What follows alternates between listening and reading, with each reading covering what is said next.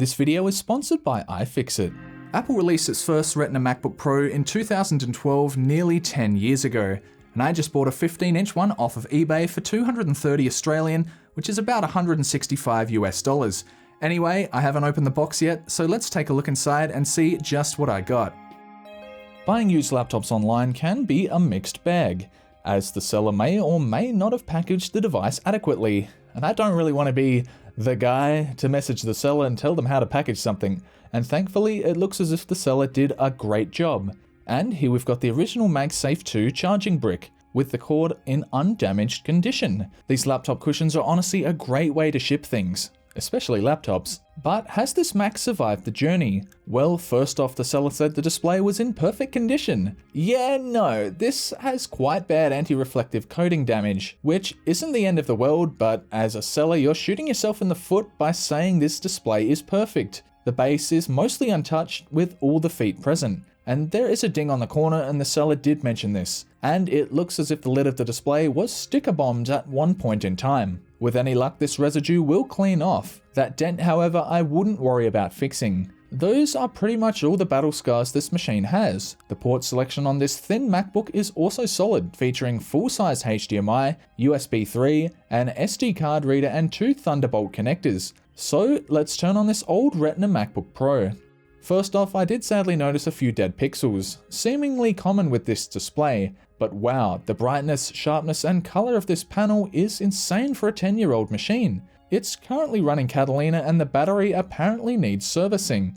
The first Retina MacBook Pros had removable storage, but the RAM was soldered in place, meaning if you cheaped out on the RAM and only went with the 8GB option, that's what you were going to be stuck with for the rest of the computer's life.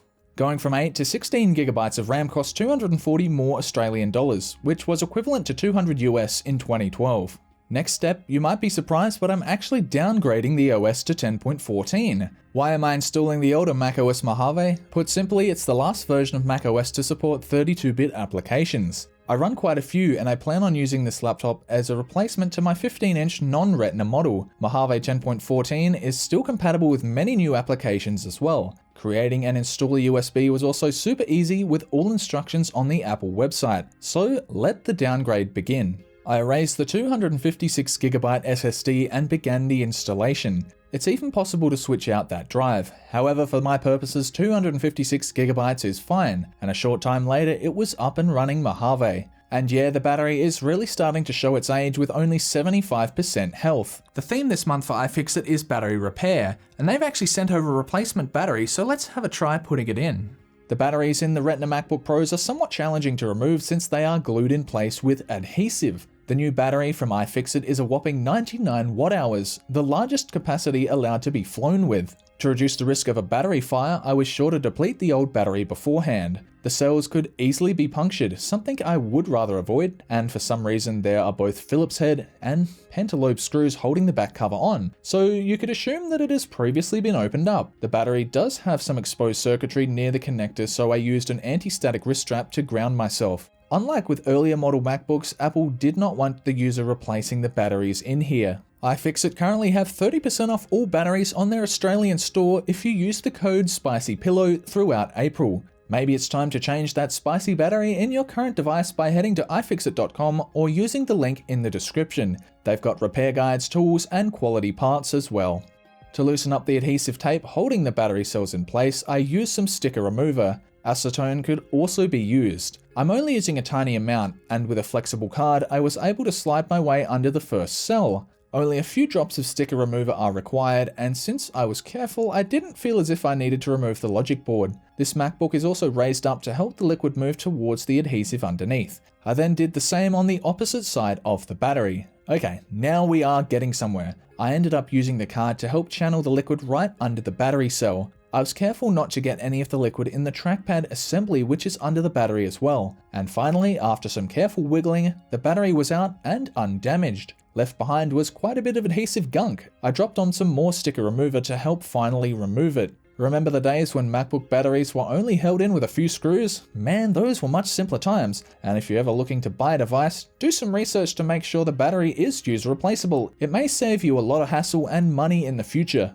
Oh no. As I was loosening the screws to the heatsink, one of them stripped. Looking online, a few websites said to try putting a tiny amount of super glue in with the tool bit. After letting it dry for quite some time, the screw wasn't willing to budge. Cramming in a bit of paper and letting the glue dry again also didn't work. Apparently using a rubber band has helped some people. I think this screw is simply too stripped for this to work. I tried one last time, letting it dry out in the sun as well. No such luck using glue. Another method is simply drilling out the screw. This would have been a lot faster if I had some counterclockwise drill bits, which would have loosened the screw as you drilled. I took my time and also used a small magnet to attract any metal fragments that came off. Once I dug in, I was able to thankfully drill in reverse and remove the screw, even without a counterclockwise extractor tool. Now the other fan can be removed, allowing us to take out the heat pipe. The fans and cooling fins are so thin in this laptop. How on earth does it keep the processors cool? The answer is, it basically can't. Without excessive re-engineering of the cooling solution and using very risky liquid metal, not much can be done. I'll get into just how much worse the Retina Macs were thermally later in the video, but for now I dusted out the internals and will apply some new thermal compound. I recorded the temperatures before this disassembly and can't wait to see what improvements can be made. The old paste is very crusty, with the CPU easily reaching 100 degrees Celsius under load. And since these dies are quite small, I decided a small slather would suffice. This will spread into a thin layer over the entire surface. I also needed a replacement for the one screw that was stripped. I did end up finding one in this bag, and it's the same thread size with a slightly smaller head. And while the laptop is open, here's the removable solid-state hard disk. You'd need an adapter to run an M2 drive though, and after test fitting the new iFixit battery, I carefully removed the plastic backing, exposing the new adhesive. So I basically have one shot to get this right, as it will stick down very securely. With it all lined up, the top plastic could now be removed. The screws lined up and the battery connector clipped in place. And here are the cleaned out internals with a fresh battery. I did forget to plug in the little bridging cable over the left fan at first. With my fingers well and truly crossed, I was relieved to see it start up again. The screen was pretty dirty, and even though the anti-reflective coating was coming off in places, it isn't visible during normal use indoors. The visibly sticker bomb top casing was easily cleaned up with a bit of eucalyptus oil. Aside from the obvious dent, the top looks very clean. I was hoping they weren't simply covering up damage. Thankfully they weren't, and the palm rest along with the keyboard looks as if it's had minimal usage. There it is, the first Retina MacBook Pro. A design that still looks good today, but it does make some sacrifices to get there. Going from the base model non-Retina 15-inch MacBook Pro to the 15-inch Retina MacBook Pro base model cost an extra $400, and for your money you definitely got a much nicer display and twice the video memory. The Retina model is also a whole lot thinner and over 500 grams, 1.1 pounds lighter. It's actually thinner than an open non-Retina model. How does it perform compared to a non-Retina model that cost the exact same back in 2012 though? The main spec difference being the slightly higher clocked i7 processor.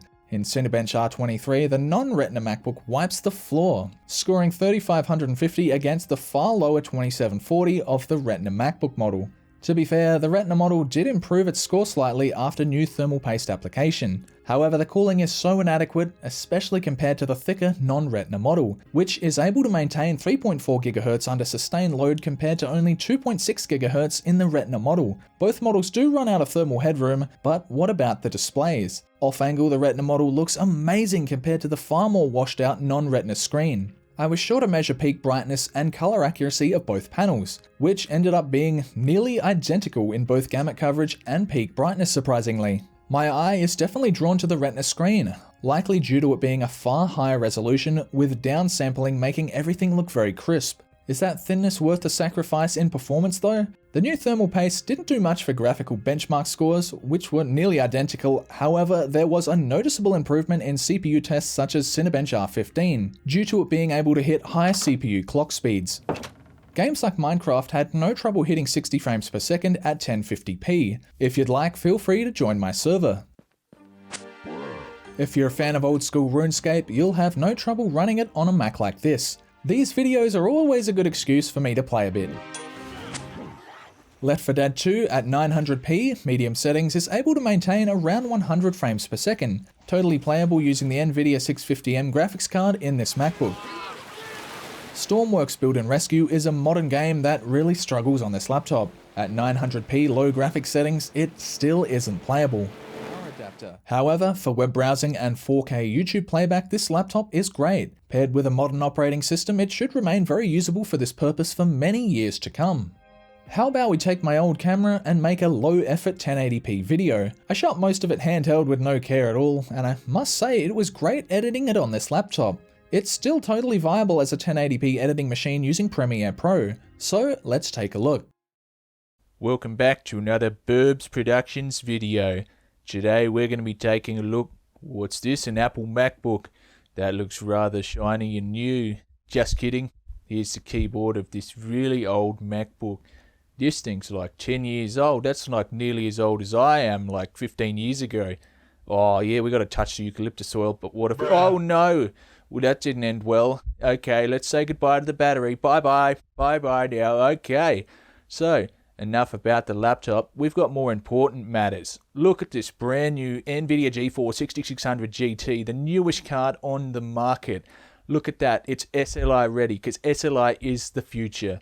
And oh my god, the embossed lettering on the box is so fancy. It feels so good. And look at this. Silent Pipe 2. Soundless heat pipe. Oh my god, we can't show that on YouTube.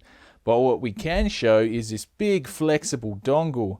Look at that. That's something. And look at this card. Isn't it just a work of art? Anyway, thanks for watching. We'll see you next time. It really is a laptop that doesn't feel its age, at least on the outside. Great keyboard, display, and selection of ports. This did mark the beginning of a dark time for form over function for Apple's laptops, with many devices plagued with inadequate cooling in an effort to make them thinner. Was the Retina MacBook model better? In many ways, no, but here it is cleaned up and ready for many more years of use. Not bad for a device about to celebrate its 10th birthday. I remember being really amazed by the display technology when I saw one of these back in 2012. And using one today, the hardware is definitely quite outdated, but putting in a new battery has definitely given it a new lease of life. Thank you very much for watching. I hope you've enjoyed the video, and also thanks to iFixit for sponsoring this video. I'll see you in the next one.